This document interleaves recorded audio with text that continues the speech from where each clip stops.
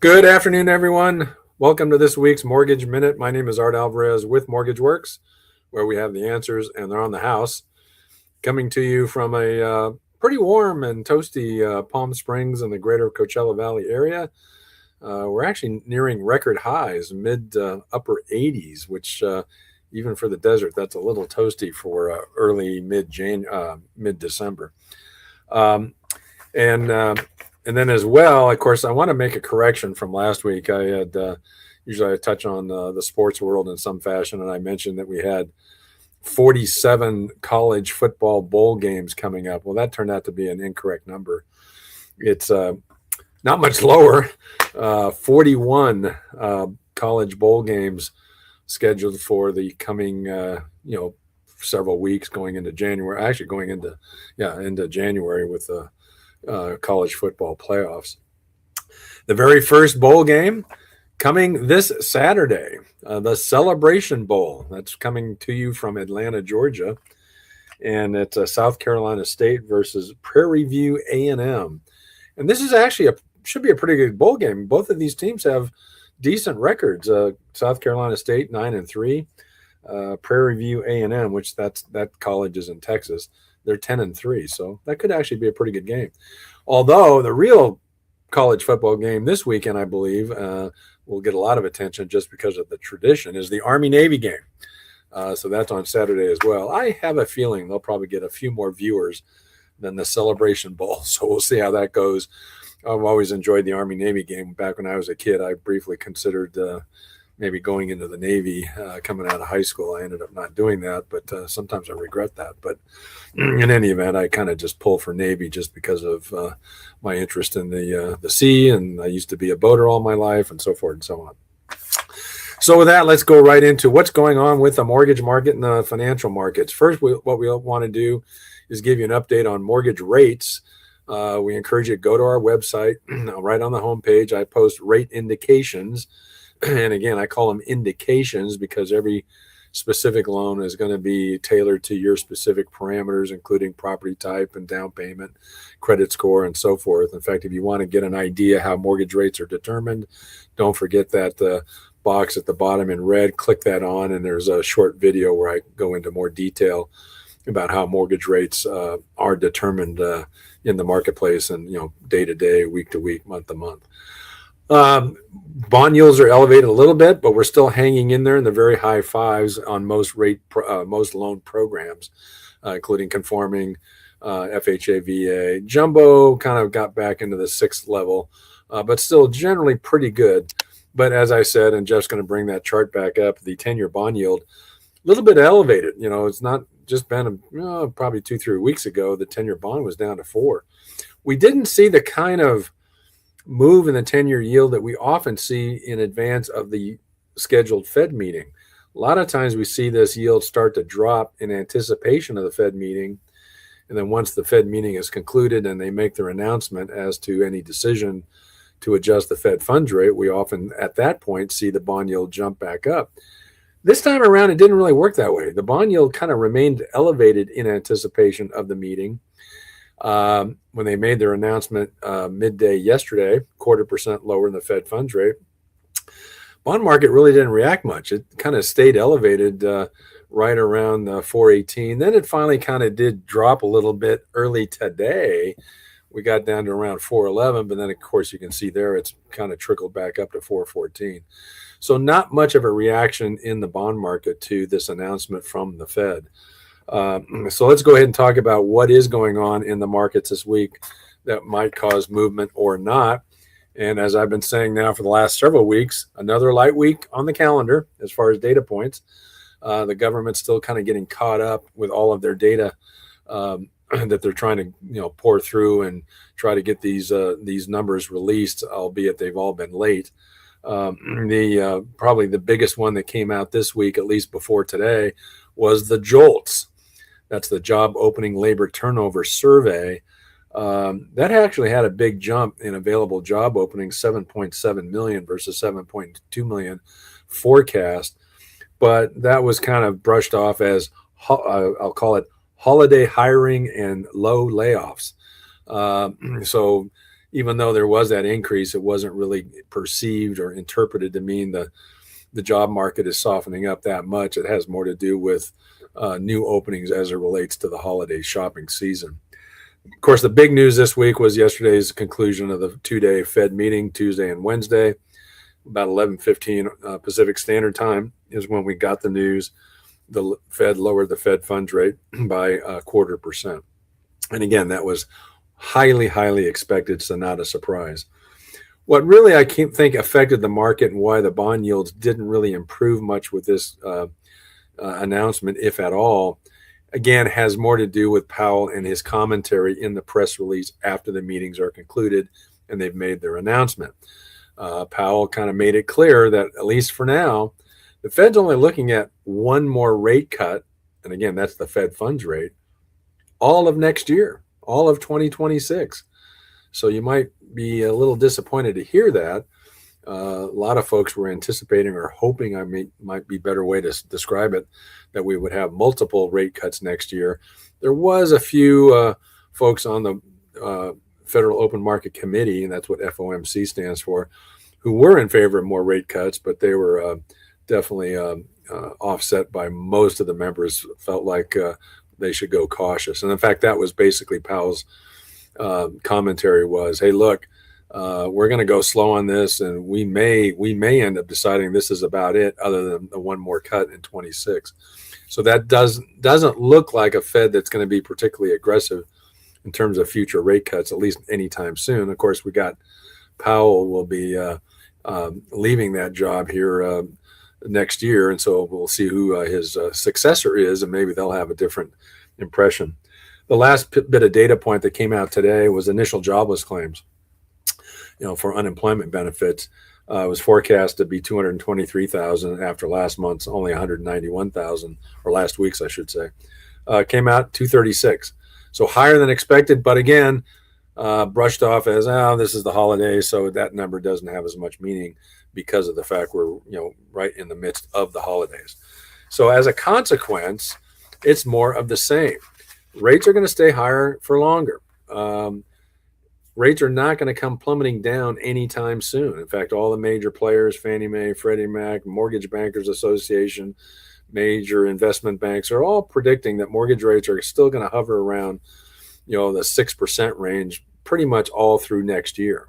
So for those of you looking for or waiting for, the even the low fives, high fours, it's going to be a while. And forget about the twos and threes; those are in the rearview mirror and are going to continue to be farther back in that rearview mirror. Those are not coming back anytime soon. We are where we're at, and all we can hope for is some modest improvement for the next period of time. So with that, we're going to do a little bit of a different segment this time. Jeff's going to come back on, and we call it the AMA, the Ask Me Anything segment. So Jeff's got a bunch of questions ready for me, and see if I can pass this little pop quiz. Hey, Jeff. Yeah, I'm excited to be here. First of all, I'm so happy that there's only 41 bowl games because now I can actually fit them all in. So thanks for clearing up, because I was stressed. I'm like, how am I going to get all these bowl games in? But I agree with you. I think we're going to see the attendance viewer-wise a little higher in the Army-Navy game. I think so. Yeah. Hey, I just want to throw this out here to the folks that are online right now. If you have a question that you have for Art, anything about mortgages, whether you're an investor, you're a senior thinking about one way or the other, should I do a HELOC, those kind of things, please put your comments in, and I will grab those. We do have a list of some that have already started to come in, and so I'm looking forward to doing this. It's called Ask Me Anything. So here we go. Here's the first one, Art. The first one is, I've been on the sidelines waiting and hoping for rates to drop. Do you think waiting is to my benefit, or should I take action now? Now, I know this could be kind of slanted because you're a mortgage broker, but I trust your honesty and just transparency that you'll give me the right answer. Well, what's interesting about the question is I would have to say there has been some, and I'll underscore or underline, limited benefit for waiting on rates to drop. What I mean by that, and of course I urge everyone all the time, you can all do this yourself, get online and Google the 10-year Treasury bond yield. And you can see a history of the yield going back several years, pretty much for a long period of time. And when you look at that, one of the things it tells you is it was true in around middle of 2023. The 10-year bond yield basically was hovering right near 5%. And at that time, you may recall, we were on conforming loans. We were in the 7s, and there was some concern about we were heading to the 8s. So from that perspective, yes, it's true. Waiting for rates to drop, at least if you've been waiting since that period, has had some limited benefit. We're not in the 7s. Most lenders are saying they're still in the low to mid 6s. We've been telling all of our viewers for a while now that most programs, we can still offer rates in the high 5s. So from that perspective, waiting has had some limited benefit, albeit that's pretty limited still. The idea here is if you're waiting for rates to get substantially better from where they are now, I would argue that's probably a little bit of a fool's bet. I wouldn't urge you to do that. In particular, when you consider the other factors and parameters in the market that I think make it maybe a better time, if not the right time, to stop waiting and get into home ownership. Because you've got to think of things like there is more inventory in most markets. That's certainly true here in the Coachella Valley. Inventory is not, totally back to the normal 6 month of supply based on the sales rate, but it's getting closer to that. It's certainly in the 4.5, 5 month range. Days on market, of course, has gotten more extended now. It's more like 60 plus days to get the home sold versus, before we were 30 or less not too long ago. The ratio of list price to actual sell price, that's running, like, again, in this local market here where I'm at in the Palm Springs, greater Coachella Valley area, that's running around 96%. In other words, a home, if it's listed for a certain price, selling on average at 96% of that initial listed price. What does that tell you? There's some juice there, call it that. There's some room. If you're a buyer, there's some room in that list price that you can negotiate some pretty good benefits in terms of seller incentives, i.e. credits. Use that towards your financing. So if you're already waiting and have been waiting for rates to improve, and yes, we've had a little bit of improvement over the last couple of years with the other factors, homes on the market longer, the closing price versus the list price now at around 96, in some markets even 95%. The fact that, with that, greater amount of inventory, longer days on market, those are all signals for you as a buyer to consider now as the time to buy. I know that's kind of an old stereotype. All of us in the real estate business, whether on the mortgage side or the real estate side, we're always saying now is the best time to buy. But, truly, with these conditions, it probably is, at least in the last 2 to 3 years, probably one of the best times to buy in that period of time. So from that perspective, yeah, you helped yourself a little bit. Do you think it makes sense to keep waiting because now you want to go from 6 to 4.5? That to me is a wait that may no longer pay off, because after all, remember this too, if you're a renter, every day, week, month, year that you put off buying when it is your desire to buy, you're delaying that point in time where you're going to start building wealth. Because even with more recent news about property values have softened, property values over the last 2 to 3 years have still been going up. So that's the downside of having waited for lower rates. You've achieved a little bit of a benefit there, but at the expense of, you've already lost maybe a couple of years of 2, 3, 4%, some markets 5% appreciation because you didn't, jump into the game sooner.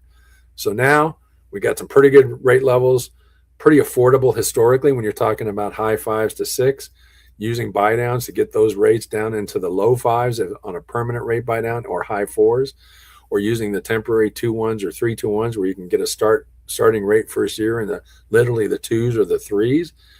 When you consider all that, I wouldn't wait any longer. It's time to step in, find that home, negotiate a good deal with seller incentives, and get into building wealth creation. Do it now. I think you'll be pleasantly surprised the benefits you're going to achieve.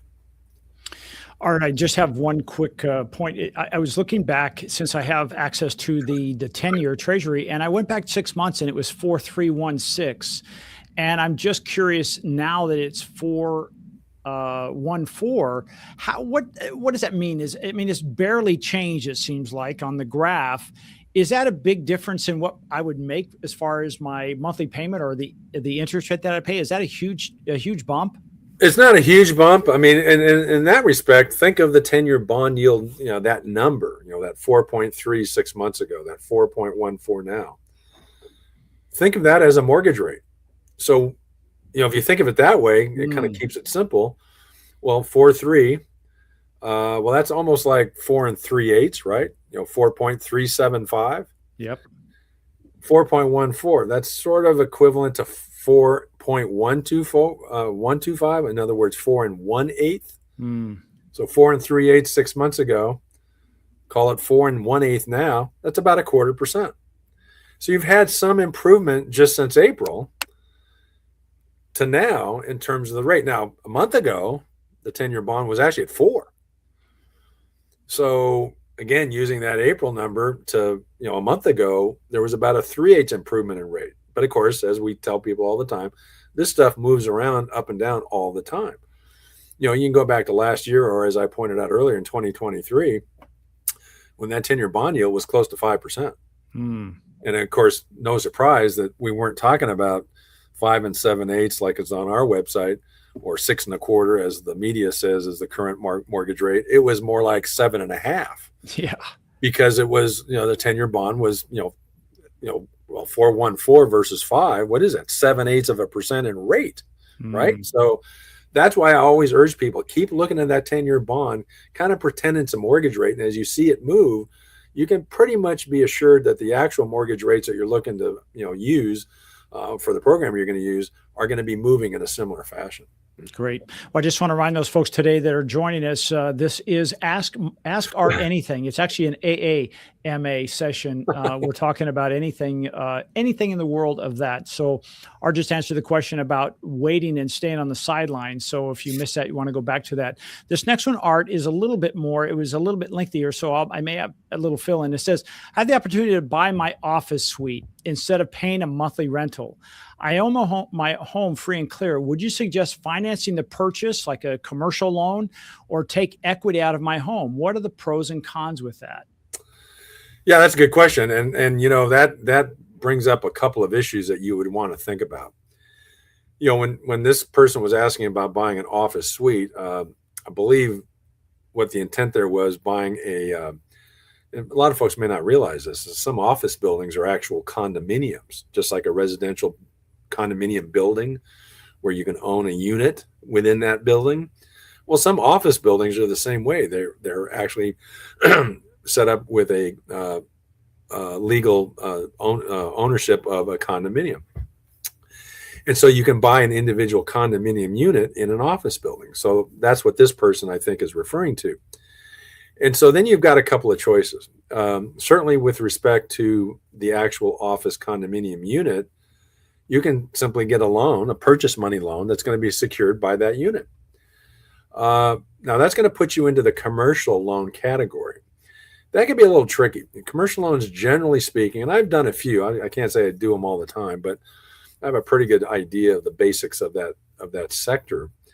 With a commercial office, a commercial loan for an office condominium unit, you can expect a couple of things. You're probably going to be looking at a little bit higher rate than a residential mortgage.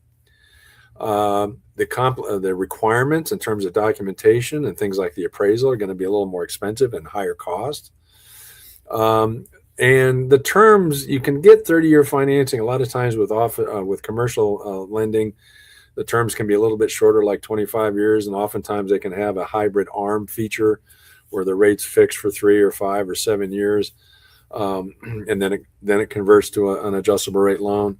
And then with this kind of deal too, with commercial loans, oftentimes you're going to get a better deal if the loan amount's bigger. When you're talking about an office condominium unit or suite, that's usually a pretty modest price for that unit, probably in the multi several hundred thousand, maybe 500,000 or so. That's actually considered a pretty small loan amount in the commercial lending world, and generally you're going to be looking at a bit of a premium on the rate just because of that. Where I think the opportunity for this person would be is to use that free and clear residential home that they have and instead utilize that equity. So what you're going to be doing is transferring that equity from your home that you live in to this office condominium unit you want to buy. The benefits to that are a couple things. One is you're going to get a better rate on the home, the loan being made on the home that you're already living in, especially if the home has got a pretty decent value to it. And if the amount you need to complete the office condo unit purchase is relatively modest, the loan to value that you're going to be dealing with on the refinance of your primary home is going to be relatively low. In particular, if it's below 60% loan to value, you're going to be able to optimize the rate you can get on that cash out refi of your primary home. Certainly, it's going to be a better rate than a commercial loan on an office condominium unit. Secondarily, and I think almost in some respects, this is an even bigger benefit beyond just getting a better rate for the financing. You're going to be able to negotiate a better deal on the purchase of the office condominium unit because you can basically negotiate that it's going to be a cash purchase. It's not going to be contingent upon getting a purchase money loan secured by that commercial condominium unit. So as a consequence, you're probably going to be able to overall end up with better terms on rate and payment, refinancing your primary home for the cash out, then negotiate an all cash purchase of that office condominium unit. That'll probably help you a little bit on negotiating what the price is going to be without having the contingency of having to get a commercial loan to complete the purchase. And of course, if you do the refi first, or if you get that underway even before you start negotiating that purchase of the commercial building or commercial unit, you can then negotiate a much quicker escrow period. If you've already got that refi done, you've got the money in hand. So again, that can further help you in terms of negotiating a better price for that unit. So with that kind of scenario, that would be my take. Of course, yes, full disclosure, I'm a commercial real estate residential mortgage broker. I do primarily residential loans. So you might think, well, I'm a little biased to steer this particular person to going that direction, but I still think overall, objectively, it's going to give you more benefit by doing it that way than getting that commercial purchase money loan on that individual unit.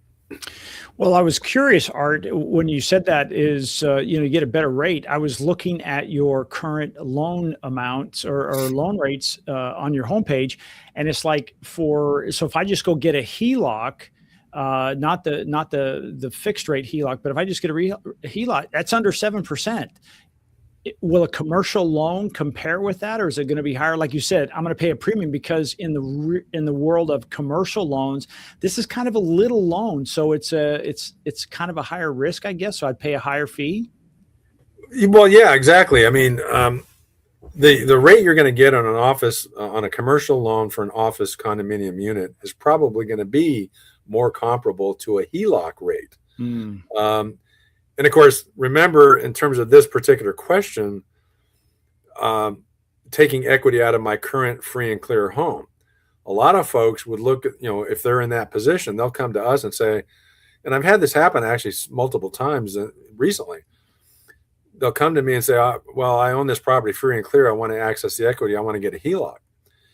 And I'll, of course, respond to that and provide them the numbers. But I'm always quick to say, well, wait a minute. Understand that when you have that free and clear home, you've got multiple options here. You don't have to take that money out in the form of a HELOC. You might want to consider just getting a first mortgage instead of a HELOC. And they're going to say, well, why would I do that? I want to use it and reuse it and, draw against it, pay it down, draw on it again. Yeah, there is that flexibility. The trade-off, though, is more or a higher rate. In this case, this particular scenario, this person has a specific need. They have a fixed amount of money they're trying to access to then move it over here to this other transaction and buy this commercial condominium unit. So that's in my mind, less reliant then on the need to draw against this loan instrument after you pay it down in future years. You have a specific need, specific amount of money, you want to complete this specific purchase, and you're done. Well, with that being the backdrop, you're almost always going to be better off refinancing with a new fixed term, fixed rate refinance loan, not the HELOC, if for no other reason the rate's better. Again, we could probably do one of these at right around 599, especially if you're under 60 LTV on that residential refi purchase or refinance cash out, if you've got a good credit score. So a HELOC is going to be probably high 6s to 7s. Why would you take that higher rate when in reality you aren't demonstrating that you're going to have a need to keep going back and accessing that loan instrument over and over again? You've got a specific need. Once you close that purchase, you don't need the money anymore. So in my mind, you're better off going with that first mortgage. Forget about the HELOC. Of course, every case is different, but in a lot of cases, that just makes more sense.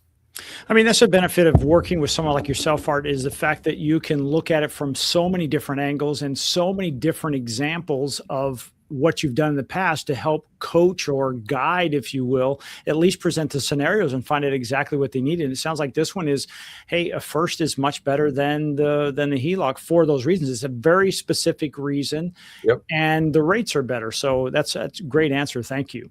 Sure. All right. This next one's a little bit different. This says, my wife and I just turned 70. Our home is almost paid off. We find ourselves wanting to travel more, and we've discussed taking out a HELOC, but I've heard you discuss reverse mortgages, kind of the plus and the minus. And the part that's not on there, Art, is they said, that the cash flow is okay. They have retirements, and then they have Medicare, or what is it? Social Security? Social Security, excuse me. There we go. And at my age, I forget those things. And Yeah. so they sound like they want to enjoy life, but they don't have enough money to do that. What's your thoughts on that? Well, it's interesting because, again, we run into this kind of scenario fairly often. And so, yeah, what this person is telling us is that, hey, we feel pretty secure financially. We got decent monthly income. But we got all this equity. We want to tap into it to go have some fun, to live life, enjoy your retirement years and travel a lot. That's a great option. So the question is, what's the best way to grab that equity in order to accomplish those goals? And yeah, oftentimes it starts off with somebody in this scenario will contact us and say, hey, I want to get a HELOC. Of course, what you didn't mention, Jeff, it's probably true. Home is almost paid off. So they could have a very modest, small mortgage on it that maybe they refinanced in 2020, 2021, and they're at 3%. So they're thinking to themselves, well, I don't want to touch that small loan I have. I'll just get a HELOC so we can use that to go travel the world. Well, again, a couple of things to think about there. Number one, to kind of pick up on what I said earlier, in this scenario, I would first look at their small mortgage they have that's almost paid off and look at that versus how much of a HELOC they might be wanting to get.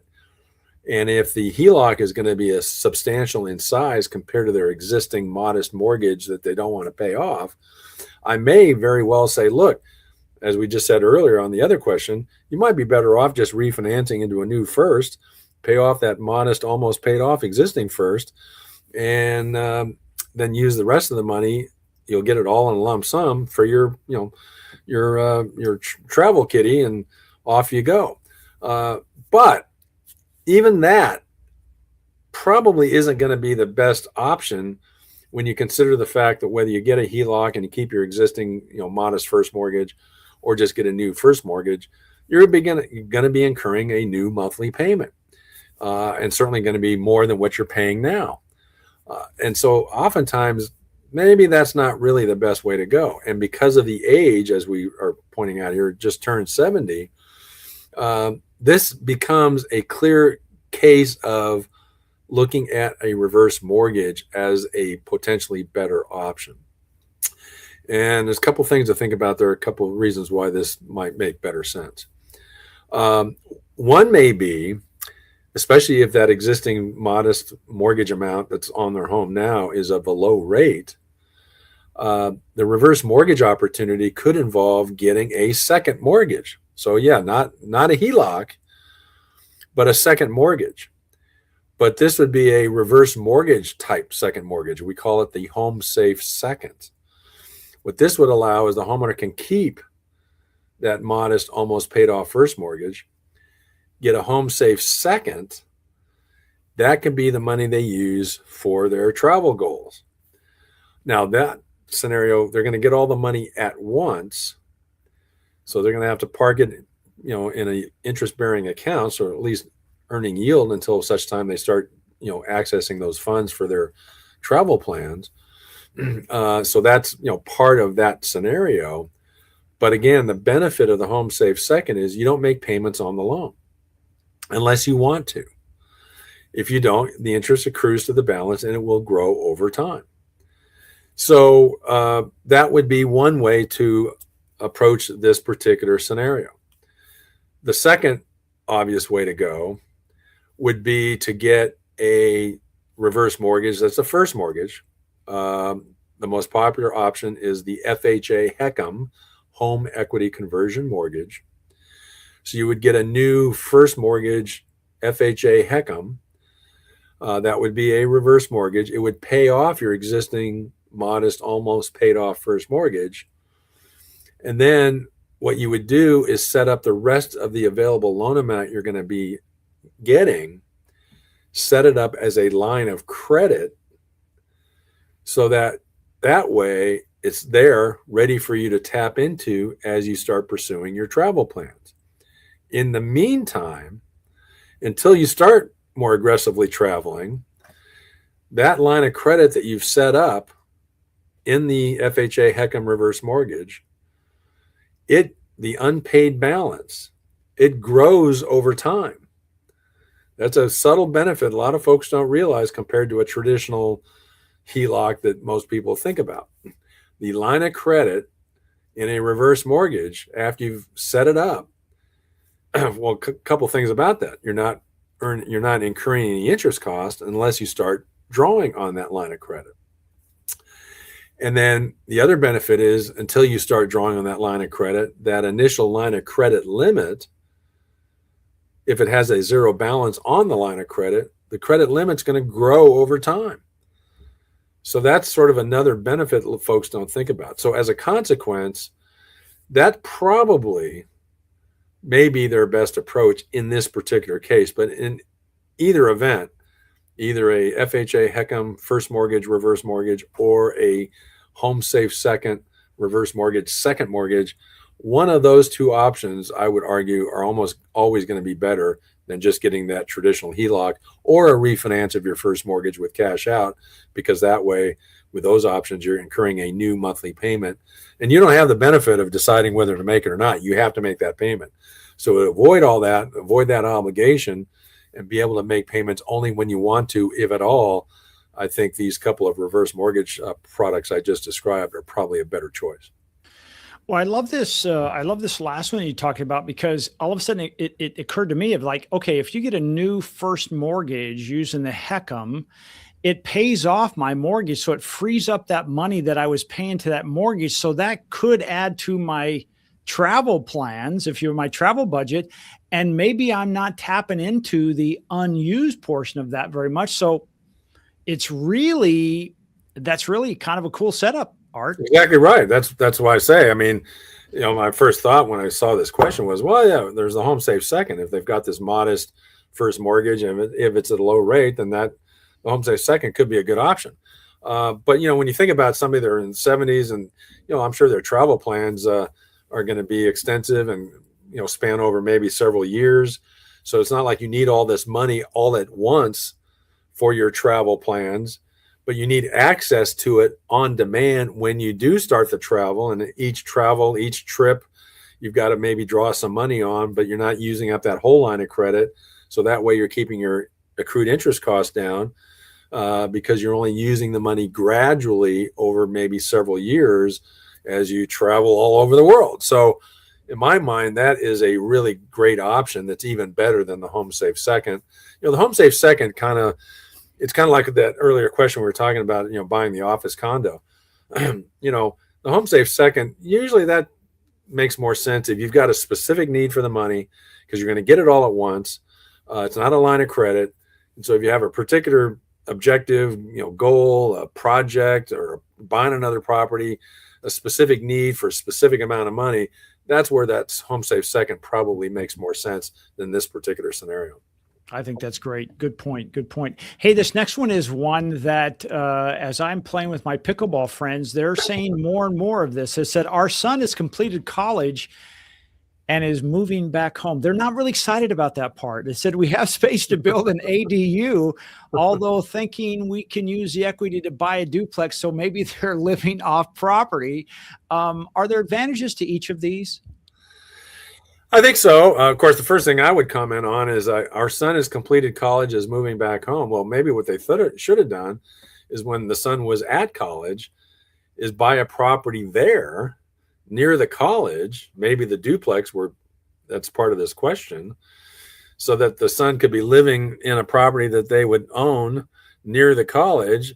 And then, of course, once the son graduates, then they could decide to either have the son continue there and he's got the other unit rented out, or if he does want to move back home, then they rent out both units and they've got the start of their investment property portfolio. But a couple of things about this question. If you have a space for an ADU, yeah, that's a great option. Now, the benefit of an ADU is that generally, obviously, it's going to be a lesser cost than buying a duplex. And, most ADUs, I mean, they're relatively small in size, 1 bedrooms, 2 bedrooms, maybe 3 at most. And so, yeah, there's definitely benefit and an advantage of going the ADU route because it's simply going to be less cost in terms of the property. Now, that said, it's not like it's not without some challenges because you got to build the darn thing. Now, a lot of cities, local governments have set up in their building planning departments, pre-approved plans for different ADU floor plans. So that way you can choose an existing floor plan that the county, the local authority, or the city has posted on with their planning department. So you can basically off the shelf get the plans that theoretically should help you get that ADU built more quickly so that it actually can be used. So there is that. That's a little bit more work in terms of getting the ADU built. So you got a timing issue there. And then even if you get the ADU built and you put the son back from college in that, you've got some separation. There is some privacy, but it's not fully the case as if the son moves back but decides to live elsewhere, maybe nearby mom and dad, but not actually on their property. So, you can take that either way. Some folks will say, well, no, it's great. I want to be close to my kids, or the son wants to be close to his parents. And so they may like that, more close proximity to each other, the main house and the ADU. So that's more of a personal decision, more of a personal preference. I think that they could be better served in this particular case if they have the equity to get equity to pull cash out in order to buy a duplex. I think that ultimately is a better option. For one, it's going to cost more to get, so that's true. Keep in mind, one of the benefits of buying a duplex is we can use projected rent from the other unit not being occupied, adding that to your qualifying income to help you meet a debt ratio. So from a qualifying standpoint, it can actually be helpful. But this way, what happens is, you get the son back home, if you will, but not back home into the house, but more maybe in the neighborhood, but in a separate property, entirely separate, not on the lot of the parents' home in an ADU, entirely separate property. And then buy that duplex, have the son occupy one, rent out the other to help defray the cost of the mortgage payment. And then over time, I mean, that son probably is going to want to move up, maybe gets married and want to have kids. And then there's going to come a point in time in the future where he's going to want to move. Well, here you go. You've already got the seed, the first of your investment property portfolio that you may build on. So son moves out, you rent out the other unit, it's fully rented out. And then the son, of course, goes on to buy another property, maybe start a family and so forth. So from that perspective, I would give the edge to go the duplex route because, one of the things about building an ADU that's still going to be a property part of the existing lot for the parent's home. That's not something that you could easily like sell separately from the main property, at least not without doing some lot division, lot line adjustments and so forth and so on. So from that perspective, long-term investment wise, I think the duplex is probably a better choice. Somehow I can hear the mom saying, "Thank goodness, because I'm tired of doing his laundry." Here's one that, we see a lot of people, young people getting married, and they say, "Hey, my wife and I are expecting a baby in March. Our credit is good. We make good money. Currently live in an apartment, and saving 20% for a down payment is tough. Do I have other options, Art?" Well, yeah, you certainly do. And of course, we've talked about this very many times over the years on this show. And it continues. I see it from time to time in headlines in the financial news and so forth. There continues to be this belief, this magical got to have 20% down, notion about buying a house. It simply is not true. And it's not been true for a very long period of time. So if there's anything I can try to accomplish today is, again, to reiterate, for those of you who are first-time home buyers, or if you know someone who's maybe it's one of your kids or something, and they're moaning and groaning about, it's going to take me 15 years to save up the 20% down payment, or you see the articles that say, written by these, financial people who argue that, it's things are getting worse. It's now 13 years to save up a 20% down payment. Well, let's stop all that nonsense, and let's start with what's actually possible. And that is, you don't need 20% down. If you're a first-time home buyer, which is loosely defined as you simply haven't owned a home in the last 3 years, you can get a Fannie Mae Freddie Mac loan with 3% down. FHA, 3.5% down. And by the way, FHA, you do not have to be a first-time home buyer. A lot of folks think FHA is a first-time home buyer program. It is not. It never has been. Anyone can get an FHA loan. We like to say Warren Buffett can get an FHA loan on his little house in Nebraska. You don't have to be a first-time homeowner or home buyer. If you're in a more rural area, there is the USDA program, what we call rural housing, where based on a particular census tract where the property is located, maybe you want to be out more in the rural parts of the world, there's financing available with no down payment at all. And of course, if you're a veteran, that's obvious. A veteran with full entitlement, you have the zero down payment as well. So I think the biggest thing I could urge this family to think about is stop worrying about getting to that 20% down payment threshold. Reach out, talk to somebody like us, like me. I'd be happy to go over where you're at now in terms of how much money you do have saved. We can look at what other options there are to get more money for down payment if you would like to do that. We can look at first-time home buyer programs, which, by the way, most first-time home buyer programs are not ones where you're going to get a better rate because you're a first-time home buyer. Most all of them are more about getting access to down payment funds, down payment assistance.